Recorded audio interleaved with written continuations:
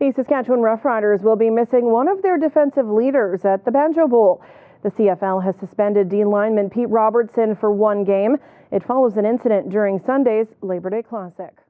He gets a game now, which after the game you expressed maybe some concern that nothing would happen. How just, how unjust do you think is one game for that?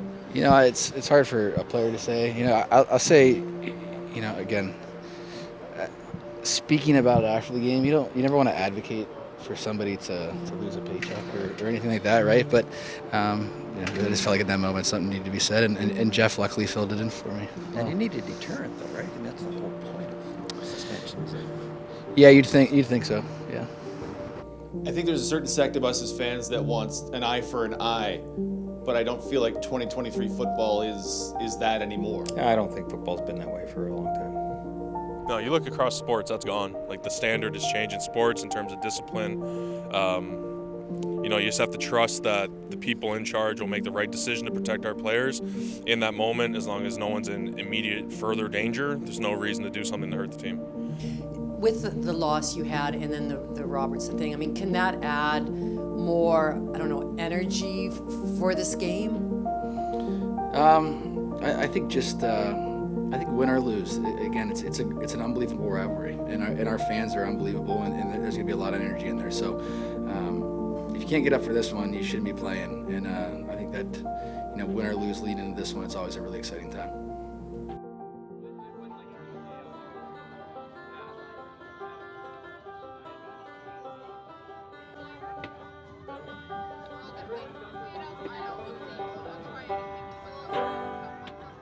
Well, so Troy Westwood, the former Bomber place kicker, was always good for a quote.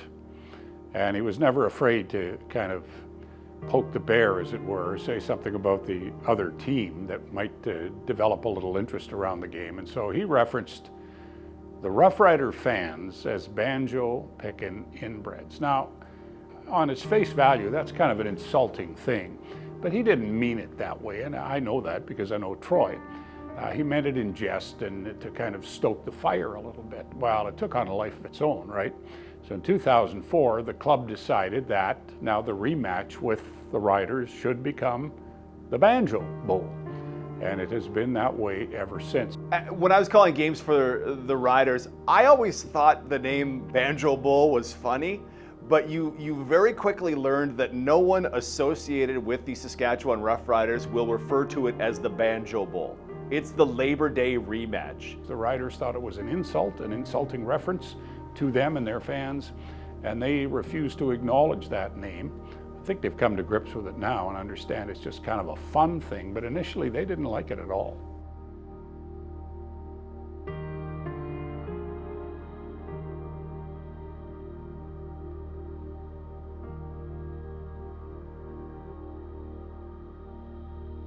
Well, it's the same thing, the same reason that the Labor Day game means so much to Rough Rider fans. It's the provincial rivalry.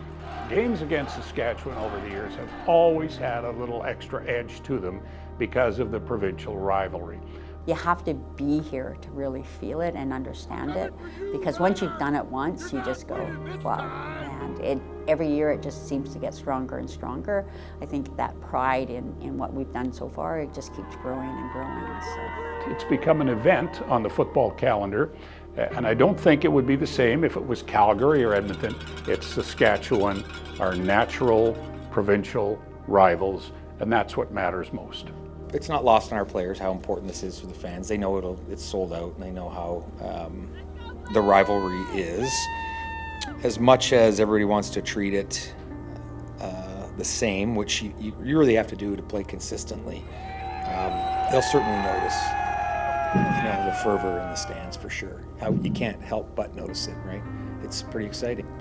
Yeah, I mean, it's hard playing in Regina, no doubt about it, in that environment, and for them it's going to be hard playing here. Our fans are going to be super loud for us, and we love it. I mean, defensively especially, we love it. I mean, offenses struggle a lot coming here with that noise, you know, and now it's our turn to put them in our environment and go to work on them. Live from the Bomber Media Center at IG Field, the Banjo Bowl is upon us. The Bombers and Riders. Labor Day was a warm-up for this one, and for the Bombers, this will be a chance for revenge following that overtime loss in Regina. The big headline from last week's game was the headbutt by Pete Robertson. He is suspended, and they hope the temperature on that front at least settles down a bit, Doug Brown. Yeah, for sure. That was a massive storyline. And for so long, the Labor Day Classic had this advantage of being that home field crowd in the big, big game of the year in the CFL regular season.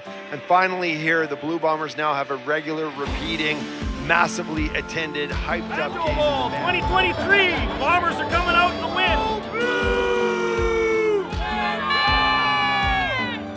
Yeah, you know what? I can almost not hear you already. The game hasn't even started yet, and I was like really trying to dial in. I'm gonna need some more increased volume on my headphones here because it is already loud. But Don't fucking wait.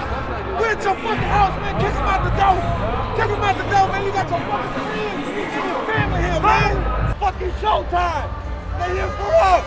Put on the show. Hit your fucking bullseye over and over again, man. Dominate you, motherfucker. Let's go. Communication over here. Now y'all boys, here we go. Dark side on 3, 1, 2, 3. Dark side. The Banjo Bowl begins with a short kick here. That'll be taken at the 35. Returned right back up the middle. Pretty good return by Big Man. Out to the 54-yard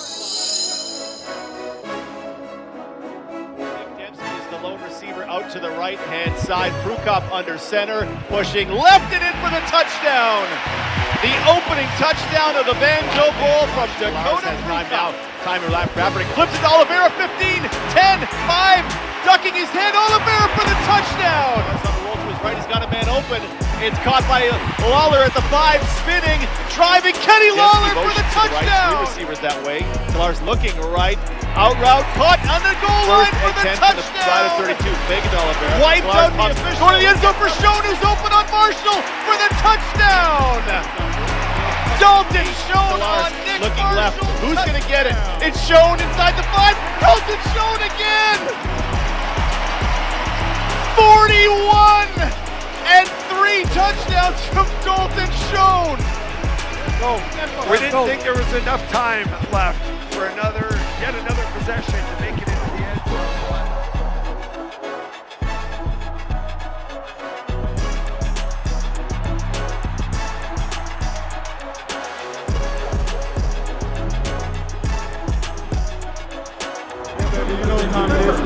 And that is the ball game. And what a game it was. I don't know if you call that a ball game. Well, it's a landslide. The score, a natural disaster. The score in the second half was only 9-0.